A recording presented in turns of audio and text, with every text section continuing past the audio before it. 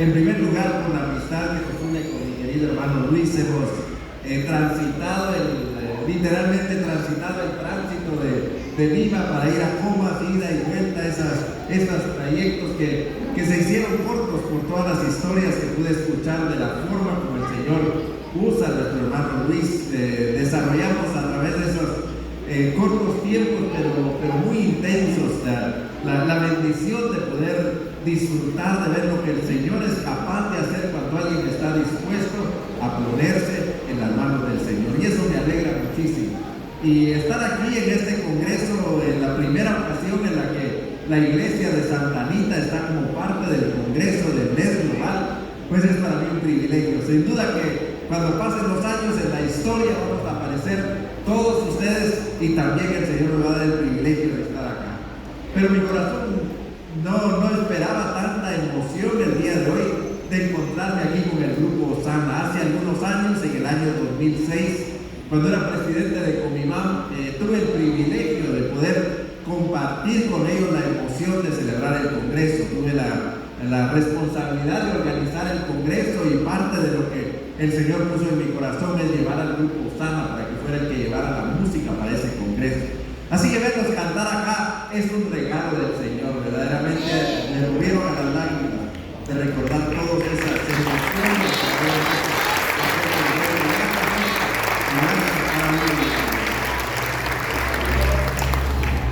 Cuando hablamos con el pastor en el camino para acá, me estaba contando rápidamente, hay una cápsula de lo que hablaron esta mañana. Y le decía, hermano, como en el fútbol me hiciste un pase excelente, porque verdaderamente cuando nosotros hablamos del tema que me encargaron a mí, de una iglesia que se multiplica, tenemos que reconocer que la multiplicación es un imperativo de la iglesia. Cuando nosotros hablamos de la iglesia, como escuchaban esta mañana, la iglesia fue engendrada, la iglesia nació y la iglesia se desarrolla. Pero cuando vemos a la iglesia como el corazón misionero de Dios, tenemos que reconocer que la iglesia no se puede quedar ahí.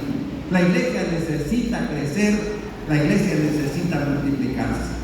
La iglesia necesita avanzar porque la iglesia fue diseñada para eso. Cuando el Señor Jesucristo dijo, ni las puertas del Hades prevalecerán contra ella, recuerdan eso que escucharon, que leyeron esta mañana, cuando el Señor Jesucristo dice, yo edificaré mi iglesia. Y luego dice, ni las puertas del Hades prevalecerán contra ella. Y lo que el Señor está haciendo es mostrando esa trayectoria desde ese momento de la fundación hasta el Hades. Así que la iglesia nació para ser una iglesia que está avanzando continuamente y que está creciendo continuamente. Cuando nosotros leemos el pasaje de las últimas palabras de Jesucristo ahí en Mateo capítulo 28, versículos 19 y 20, comienza con dos palabras que no hemos entendido para nada. La verdad las hemos malentendido. El pasaje comienza, por tanto, id y haced discípulos a todas las naciones. Y a nosotros se nos olvida el resto y nos quedamos con por tanto, id. Y muchas veces nosotros creemos que lo que dice por tanto, id, es que nosotros debemos enviar misioneros a otros lugares. Por supuesto que debemos enviar misioneros a otros lugares. Eso es lo que estamos promoviendo aquí, que podamos poner el evangelio disponible de aquellos que no lo tienen. Pero sabe, por tanto, id habla muchísimo más que solamente enviar misioneros. Por tanto, id habla de la naturaleza peregrina de la iglesia. La iglesia, como la fe, nació para viajar. La iglesia no nació para estar estacionada. La iglesia nació para moverse. Y es como un músculo. Cuando la iglesia deja de moverse, cuando la iglesia se estaciona, la iglesia como un músculo se atrofia.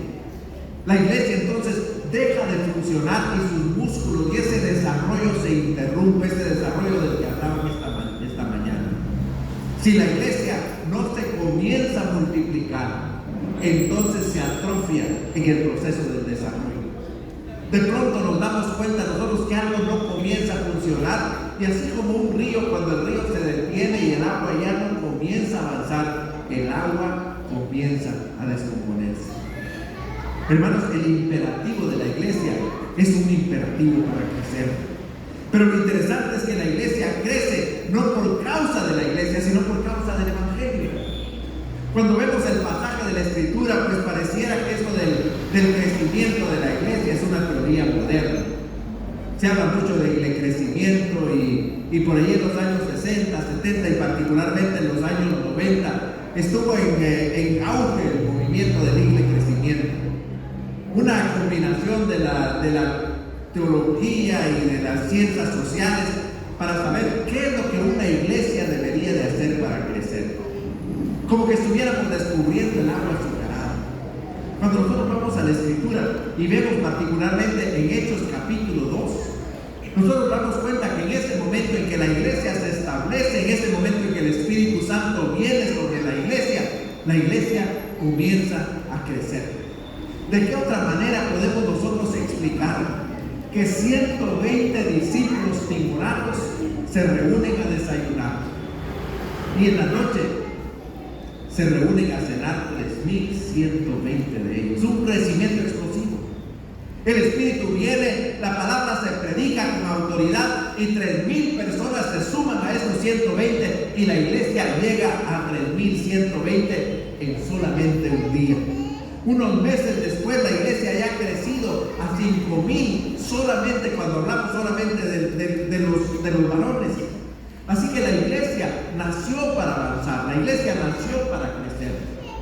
Pero como bien lo decía el hermano Luis esta mañana, cuando la iglesia no entiende su naturaleza peregrina, cuando la iglesia no entiende que el crecimiento no es una licencia para quedarse, sino un anuncio de que debemos seguir avanzando, la iglesia tiene que recibir una llamada de atención. Y eso es lo que vimos en el capítulo 8 del libro el libro de los Hechos de los Apóstoles. Ahí vemos nosotros, como alguien dijo en alguna ocasión, cuando la iglesia no entiende Hechos 1:8, el Señor tiene que enviarles Hechos 8:1. Cuando la iglesia no va por su voluntad, el Señor abre en medio de su misericordia por aquellos que no lo conocen, de llevarse a la iglesia a estos lugares. Aquí fue por la persecución. En los tiempos modernos puede ser por las migraciones, por diferentes causas, pero el Señor encuentra la manera de empujar a la iglesia porque la iglesia necesita recuperar su naturaleza de iglesia peregrina. La iglesia nació para viajar, mis queridos hermanos. Lo que hacemos aquí en este lugar es prepararnos para lo que realmente vale la pena, que es salir en dirección a los no alcanzados. Y eso es lo que vemos ahí en el capítulo 8. En el capítulo 8 vemos a la gente huyendo, pero no nos hace clic lo que pasa. Porque la gente cuando huye va asustada, ¿no es cierto? Cuando la gente está siendo perseguida, trata de protegerse. Cuando la gente va huyendo, trata de esconderse de sus perseguidores, pero ninguna de esas cosas vemos en el capítulo 8. Si abren sus Biblias ahí en Hechos capítulo 8, nosotros encontramos el versículo 4 que nos hace explotar la mente cuando lo leemos. Porque dice, pero los que fueron esparcidos iban por todas partes predicando el evangelio. ¿Cómo se les ocurre a los demás que están salvando la vida? No están salvando la vida. Están entendiendo que Dios tiene un propósito aún en la persecución y por donde ellos pasaban predicaban el evangelio. Si nosotros nos damos cuenta, la iglesia es una iglesia que encuentra su razón de ser cuando la iglesia comienza a moverse en dirección a los no alcanzados. En ese momento la iglesia encuentra su razón de ser. Aquí lo vemos en el capítulo 8. Y en el capítulo 8 nos muestra algo muy interesante, y es que la iglesia crece también de una manera explosiva. Ahí nos damos cuenta que los hermanos comenzaron a predicar el evangelio y podríamos decir que el círculo que ellos seguían era que llegaban, predicaban el evangelio, comenzaban a discipular, y cuando los perseguidores se acercaban, se movían a otro lugar y comenzaban de nuevo el ciclo. Pero ya habían dejado discípulos atrás que iban a continuar la predicación del evangelio. Pero aquí en el capítulo 8, en el versículo 15, el Señor envía a Felipe. Y llama la atención porque Felipe no es uno de los apóstoles. Todos los apóstoles se quedaron en Jerusalén, pero el Señor levanta a alguien de en medio de la iglesia, alguien que había sido elegido para, como le dice aquí el comité administrativo, alguien que lo habían escogido para ser un diácono, el Señor lo levanta para que él comience, como dice aquí, a predicar a Cristo. Y esto significa para que pueda ayudar a los hermanos a profundizar en lo que han oído, de los que venían huyendo. Felipe comienza a predicar, el Espíritu lo respalda y lo que vemos como resultado es un gran crecimiento. La iglesia creció explosivamente de tal manera que los apóstoles en Jerusalén dijeron: hay que ir a ver qué es lo que está pasando. Y envían a Pedro y Juan para que Pedro y Juan vayan, y Pedro y Juan confirman que ese crecimiento no solamente es auténtico, sino que es explosivo. Y poniendo las manos sobre ellos, el Espíritu viene sobre este lugar también. Así que nosotros vemos cómo la iglesia continúa avanzando, pero cuando leemos estos pasajes nos damos cuenta que la iglesia crece de una manera diferente de como nosotros no lo imaginamos. Cuando revisamos allá en el monte de Galilea, cuando el Señor Jesucristo se encuentra con sus discípulos, Él expone esa razón del crecimiento en ellos. Porque uno se pregunta por qué crece la iglesia. Y la iglesia crece porque el Señor Jesucristo les dio la clave en ese pasaje que le llamamos de la gran comisión. Por tanto, ir y ¿qué? Hacer. Por tanto, ir y hacer discípulos. Cuando vemos en el capítulo 8, volviendo al capítulo 8, los discípulos iban, predicaban, hacían discípulos y seguían. Y entonces los discípulos que quedaban comenzaban a predicar y a hacer otros discípulos, y la iglesia comenzaba a crecer y a multiplicarse de una manera impresionante. Algo que me llama la atención aquí en el capítulo 8 es cuando llegamos nosotros al versículo 26. En el capítulo 26 del capítulo 8, Felipe está en la cúspide de su ministerio. Podríamos decir, está en ese momento climático en el que todos los pastores queremos estar. La iglesia está creciendo. Como vemos ayer en los primeros versículos, el Espíritu Santo se está moviendo de una manera tan poderosa que, como leemos en el texto anterior, hombres y mujeres están convirtiéndose. Personas de influencia en la sociedad se están convirtiendo. Toda Samaria está, podríamos decir, alborotada por la obra del Señor. Y por si fuera poco, ahí encontramos en el versículo 8 que decía que toda la ciudad se llenó de gozo por el crecimiento. Mire qué maravilloso. Es una de las cosas que le decía al hermano Luis cuando me hacía esa trayectoria de cómo la iglesia salió de allá para venir a ese lugar, y le digo: hermano Luis, esto pinta como un centro donde esta comunidad de Santa Ana se va a reunir para escuchar la palabra del Señor. Y eso es lo que nosotros vemos en este pasaje. Porque aquí en este pasaje el Espíritu se está moviendo de una manera tremenda, la iglesia está creciendo y la iglesia llega a ser el mejor legado de Dios para la ciudad. Eso es lo que ustedes están esperando ser para este lugar. El Señor nos ha traído hasta el planeta para que ustedes sean un regalo, para que vienen. Aquí podríamos parafrasear este versículo de 8 y decir: así había gran gozo en Santa Anita a partir de que la iglesia se abrió en la esquina de Anita. Hermano, la iglesia crece para ser una bendición para la ciudad, pero la iglesia crece para seguir avanzando. Y cuando nosotros continuamos leyendo nos damos cuenta, y si me acompañan ahí al capítulo 11, nos damos cuenta que en el versículo 19 del capítulo 11 los cristianos continúan avanzando, porque la naturaleza de la iglesia es una naturaleza peregrina. La iglesia no nació para detenerse.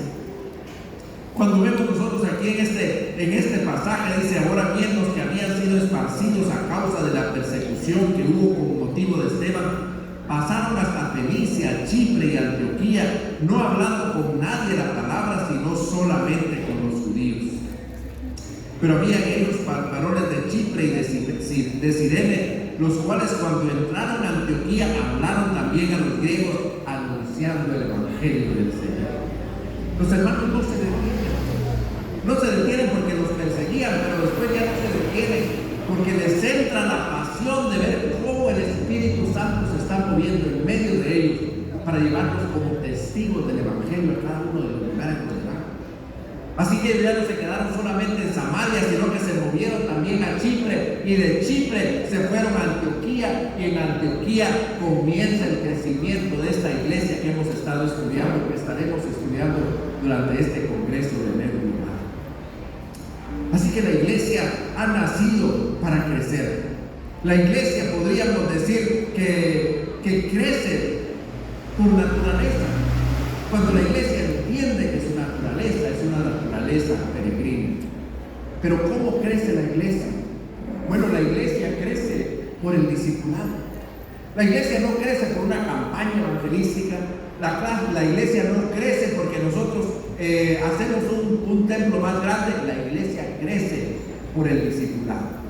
Miren el ejemplo de Jesucristo cuando vemos ahí en Mateo capítulo 28, versículos 19 y 20. Ahí vemos particularmente, quisiera que viéramos los versículos 16 y 17, porque nos informan a nosotros mucho y nos ayudan a poder entender este pasaje. Vamos de regreso ahí a Mateo capítulo 28, versículos 16 y 17.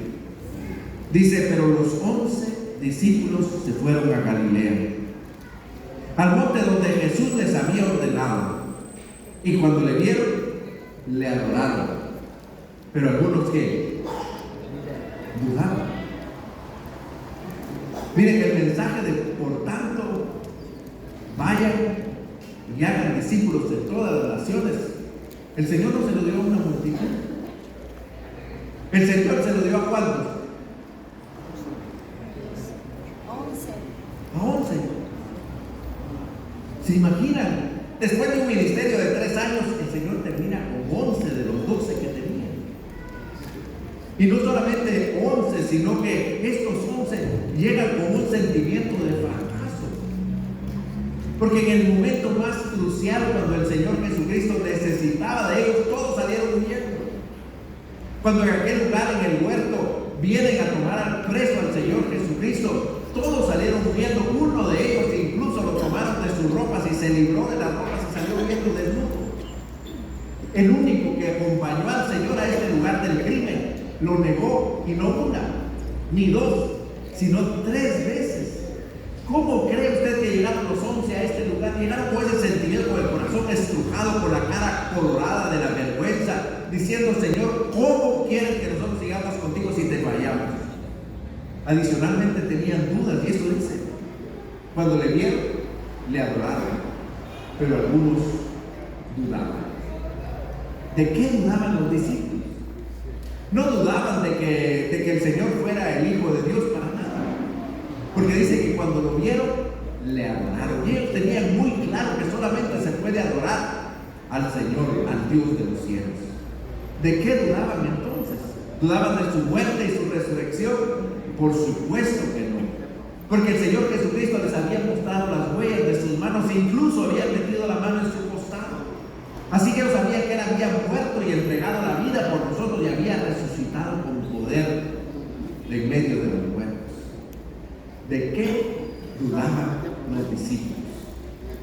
Los discípulos dudaban de ser capaces de llevar adelante esta tarea. Ellos dijeron: Señor, te vas al cielo y nos dejas y solamente somos 11. Y entonces el Señor les da la clave y les dice: no, ustedes son 11, pero si ustedes van y hacen discípulos, muy pronto van a ser 22, y muy pronto, si ustedes siguen haciendo discípulos, van a ser 120.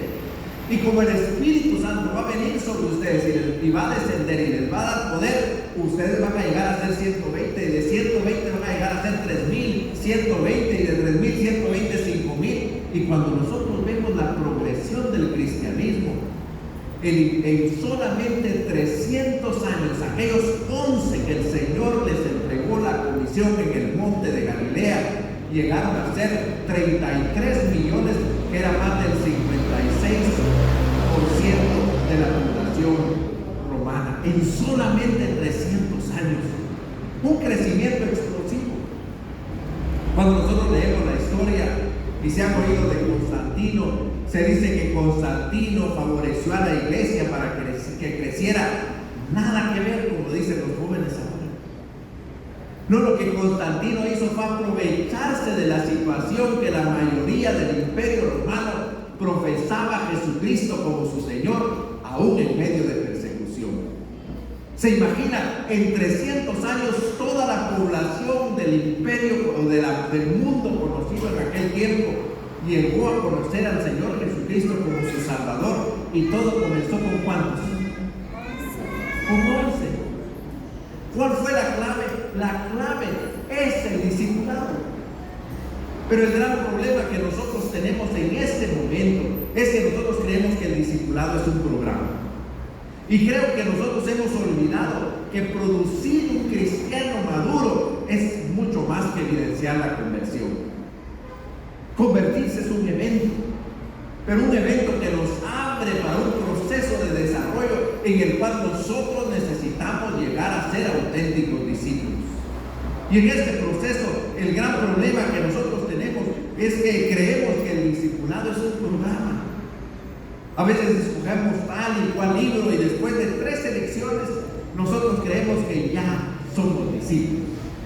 Incluso a veces le damos un certificado que lo acredita como discípulo. No, el discipulado no es un programa. Cuando nosotros vemos la historia de Jesucristo, si volvemos y los voy a llevar de lugar a lugar, pero el púlpito es para predicar la Biblia, ¿no le parece? Así que vamos a Marcos, el capítulo 3.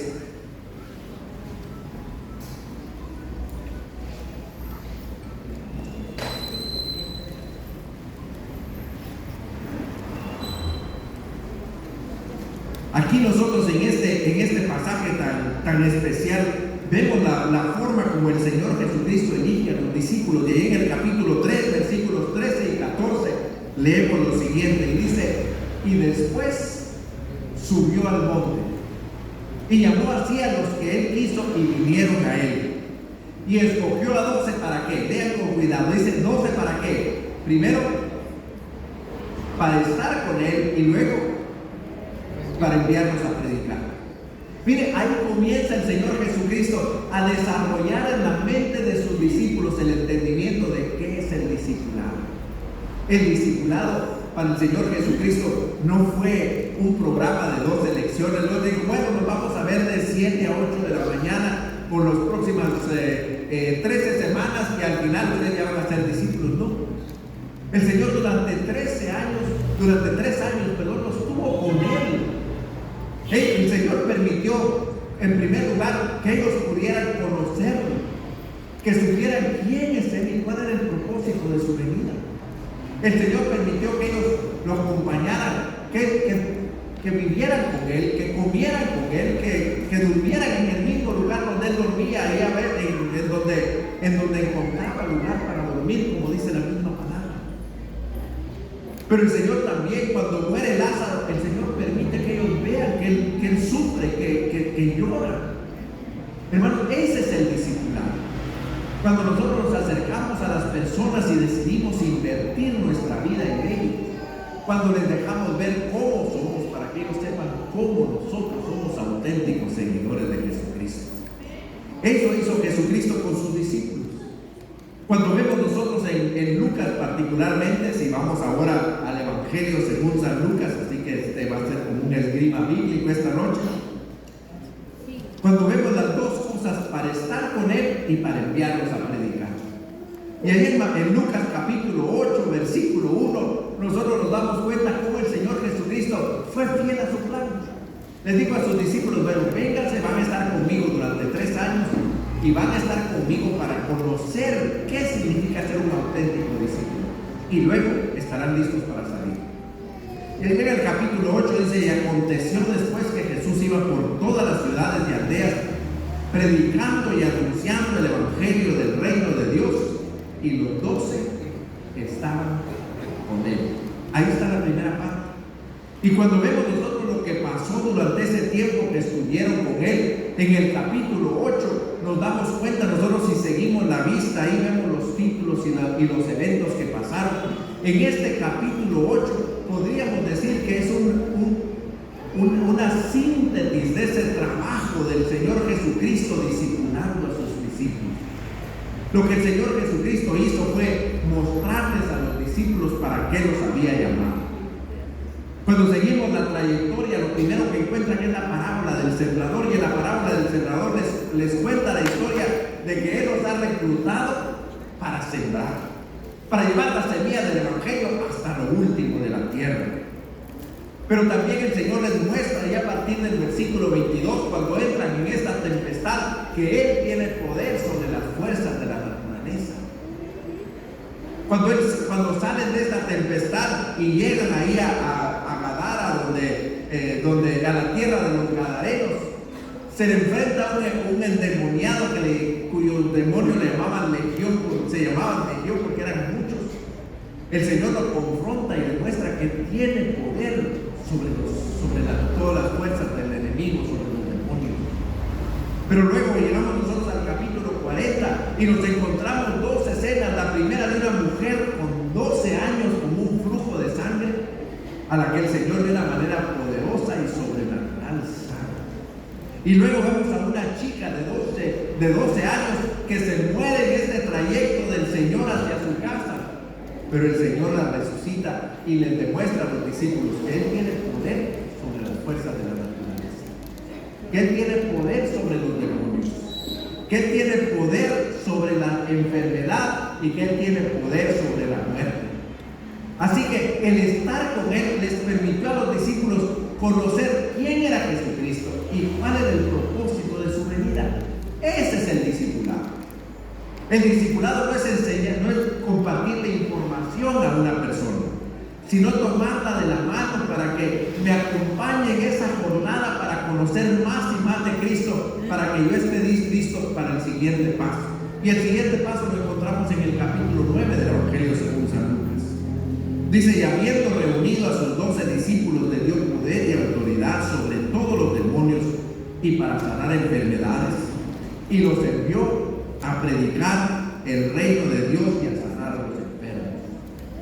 Y les dijo, y es interesante, porque si sus Biblias tienen las palabras de Cristo en color rojo, encontrarán que aquí literalmente pone lo que el Señor Jesucristo dijo: no toméis nada para el camino, ni bordón, ni alforja, ni pan, ni dinero, ni llevéis 2 túnicas.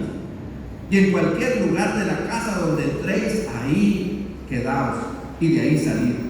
Y donde quiera que no os recibiere, salid de aquella ciudad y sacudid el polvo de vuestros pies en testimonio contra ellos.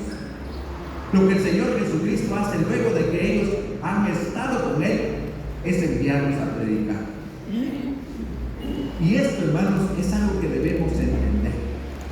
Nosotros no somos eternamente discípulos. Nosotros somos discípulos para ser discípulos.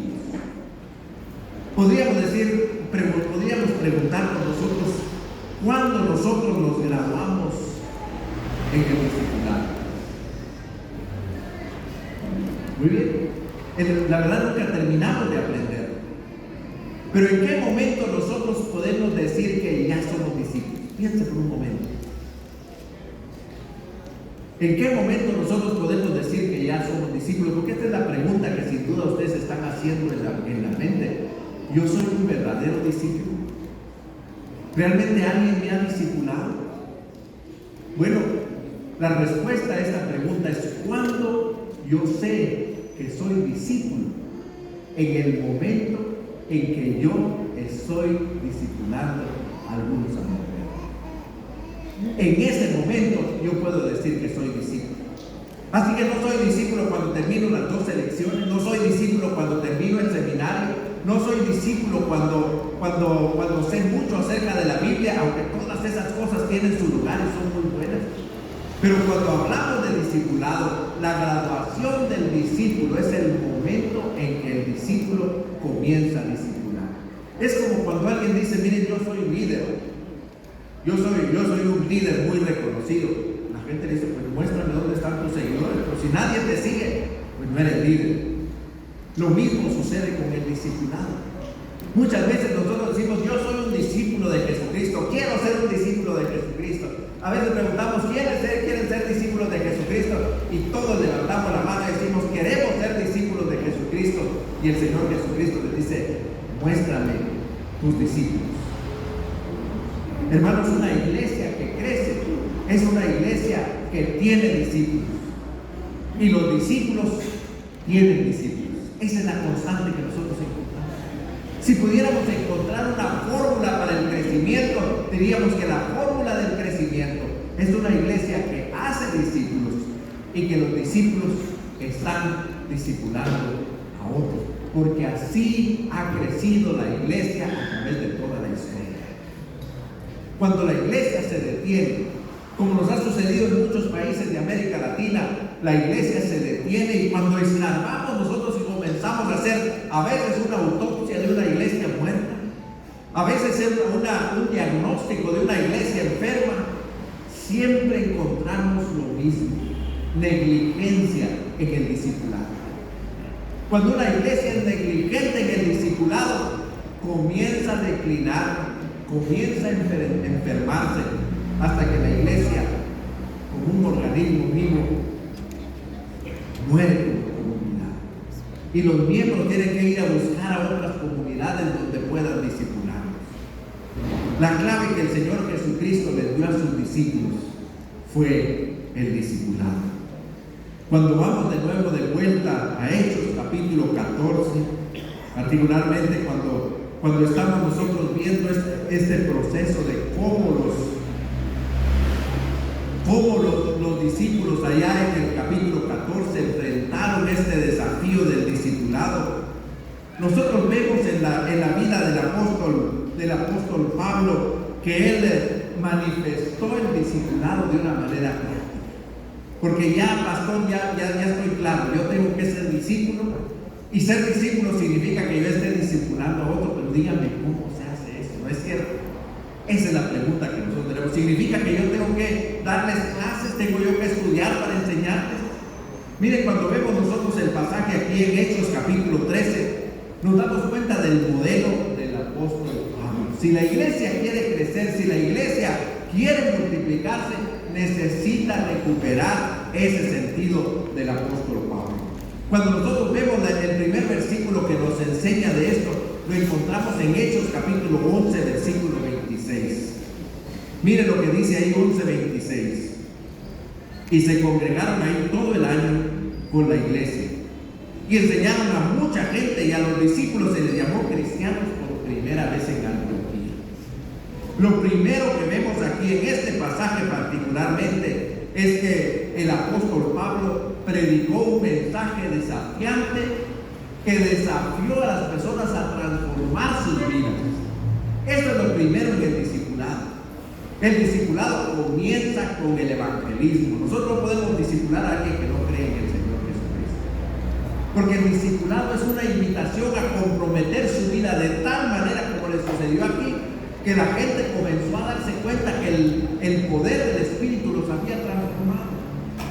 Se dio cuenta que eran personas diferentes, y ¿sabe qué se dieron cuenta? Que se parecían demasiado a Cristo, del que tanto escuchaban ellos desde Jerusalén. Ese es el discipulado. Cuando el apóstol Pablo quiere describir el discipulado allá en Colosenses capítulo 2, versículo 6, lo describe con 3 palabras: andar en Él.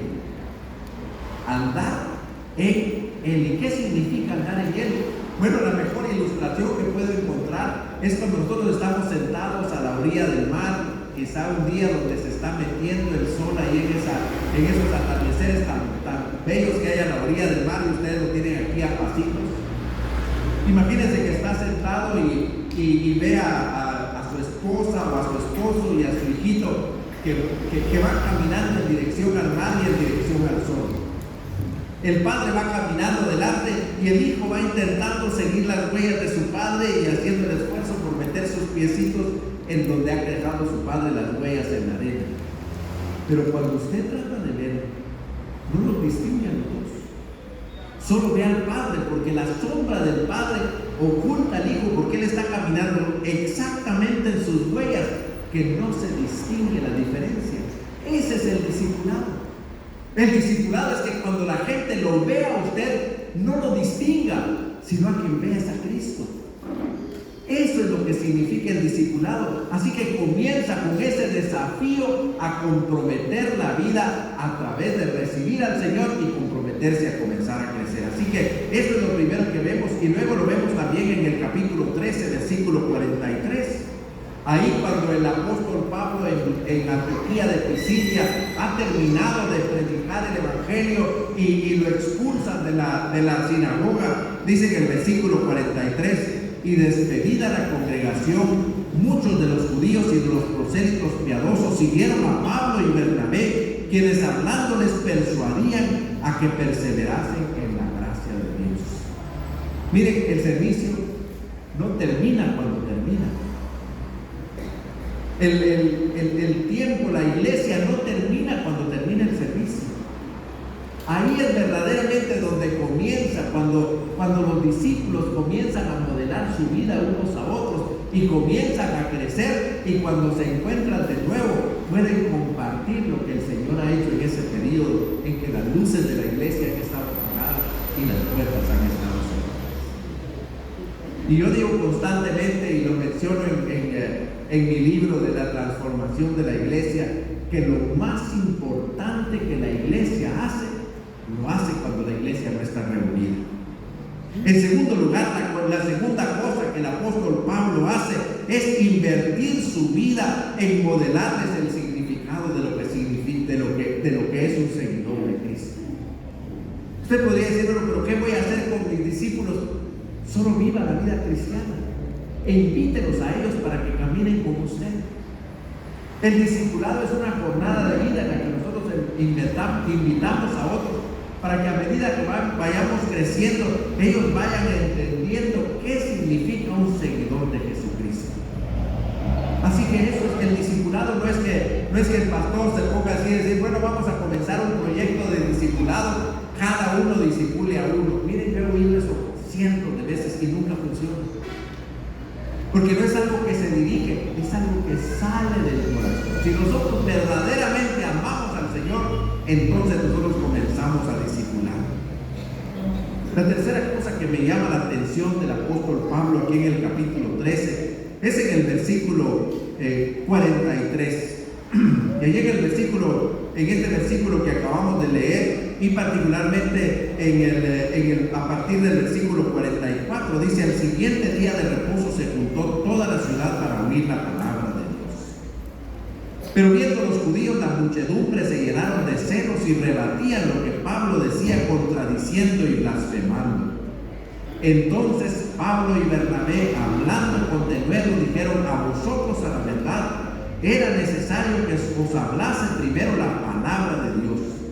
Mas puesto que la desecháis, no os juzgáis dignos de la vida eterna, he aquí nos volvemos a los gentiles. Porque así nos ha mandado el Señor, diciendo: te he puesto para luz a los gentiles, a fin de que sea salvación hasta el último de la tierra. El apóstol Pablo era un teólogo consumado. Había crecido a los pies de Gamaliel, y como leemos por sus escritos, tiene una profundidad y un conocimiento bíblico muy significativo. ¿Se imagina usted a un puñado de personas en una sinagoga que por celos comienzan a contradecirle lo que está diciendo de la palabra, que está profundamente fundamentada en la palabra? Uno esperaría que el apóstol Pablo comenzara a confrontarlos y a hacer apologética para demostrarles que estaban equivocados, pero él no lo hace. Porque él sabe que en lugar de hacer apologética, lo que él tiene que hacer es discípulos, porque la mayor, podríamos decir, la mayor apologética, el mejor argumento en favor del cristianismo son las vidas transformadas de los discípulos. Así que el discipulado comienza, en primer lugar, anunciando el Evangelio claramente, pero anunciando un Evangelio de compromiso, que no es solamente levantar la mano, sino someter al Señor toda nuestra vida y todo lo que somos. En segundo lugar, que nosotros invirtamos la vida en aquellas personas que estamos discipulando y que las invitemos a acompañarnos, que puedan ver cuando nosotros sufrimos, que puedan ver cuando fracasamos, pero que puedan ver cómo nosotros restablecemos nuestra comunión con el Señor. En tercer lugar, cuando nosotros no nos detenemos en argumentos porque no nos interesa argumentos, nos interesa que nuestras vidas transformadas voten cualquier argumento. Y finalmente, cuando están listos, animarlos para que discipulen a otros. Cuando nosotros comenzamos por el principio, cuando nosotros recuperamos otra vez las palabras del Señor Jesucristo de por tanto ir y hacer discípulos a todas las naciones, entonces la iglesia se reconecta con su naturaleza peregrina y la iglesia comienza a multiplicarse, porque el Señor puede utilizar a cada uno de ustedes para poder transformar la vida de otras personas. Como esto tiene que terminar en una forma práctica, yo quiero invitarle a que usted comience a pensar lo que sin duda el Espíritu ha comenzado a poner en la mente de cada uno de ustedes. ¿A quién puedo comenzar a discipular? ¿O a quién estoy discipulando? Y mire, no es que venga con el pastor Luis y le diga, pastor Luis, ¿tendrá por ahí algún par de hermanos que quiera que yo discipule? No, comience a pensar en este momento. Yo le reto para que en este momento le pida al Señor que abra su mente y comience a pensar quizá en su trabajo, en su vecindario, en su familia, en su colegio, en su escuela, en su universidad, donde quiera que usted invierta la mayor parte del tiempo. ¿Quiénes son aquellas personas que el Señor ha estado acercando a usted de manera especial? Posiblemente no sean creyentes, así que comience usted predicando el evangelio. Si son creyentes, entonces continúe con ese proceso de invertir su vida con ellos, estudiar juntos y aplicar juntos la palabra en su vida. Pero en este momento yo le reto, piense en un nombre por lo menos, en una persona que el Señor ha estado acercando a usted y que de alguna forma usted ha percibido que esta persona tiene interés o por el evangelio o tiene interés por crecer en la vida cristiana. ¿Pueden pensar en esto? Y yo quiero pedirles, quiero retarles que levanten la mano a aquellos que por lo menos tienen un nombre en la mente que el Señor les ha puesto. Levanten la mano, sin pena, estoy seguro que el Señor ha puesto en la mente de cada uno de ustedes, pero levanten la mano, quiero ver las manos, por favor, no las bajen. Miren, estas son las personas con las que vamos a comenzar. Así que con la mano en alto vamos a hacer una oración en este momento. Porque el Señor creo que ha traído esto a la mente de nosotros para prepararnos para algo sobrenatural. El ver una vida transformarse por la obra del Espíritu Santo. Así que con la mano en alto acompáñenme a orar y digan: amado Padre Celestial, yo te doy gracias por haberme dado el privilegio de haber sido discipulado por alguien. Señor, bendigo la vida de fulano de tal que tú utilizaste para ser un instrumento de discipulado en mi propia vida. Gracias porque Él invirtió su vida en mí. Gracias porque pude ver, Señor, en su vida la transformación que tu Espíritu estaba haciendo y eso me inspiró. Pero ahora, Señor, en el nombre de Jesucristo yo te doy gracias porque tú has puesto en mi mente el nombre de un Timoteo o de una Timoteo. Y al igual que el apóstol Pablo, yo quiero tomarlo de las manos de sus padres y pues quiero comenzar esta jornada, Señor, para mostrarle qué significa vivir la vida cristiana. Señor, dame valor para tener un buen testimonio con Él. Señor, abre la puerta para que yo pueda acercarme e invitarlo a esta jornada. Pero permíteme, Padre Celestial, que yo pueda recordar lo que verdaderamente significa el discipulado. Que el discipulado significa invertir nuestras vidas en otro como tú lo hiciste con tus discípulos. Señor, te pido que me des sabiduría. Te pido que me des valor. Y te pido que me des el privilegio de ver crecer a este discípulo que tú me has dado. En el nombre de Jesucristo. Amén. Hermanos, las iglesias nacen, las iglesias se engendran, las iglesias nacen, las iglesias se desarrollan y las iglesias se multiplican cuando encuentran el camino del discipulado. Estoy seguro que la próxima vez que el Señor me dé la oportunidad de venir, veremos el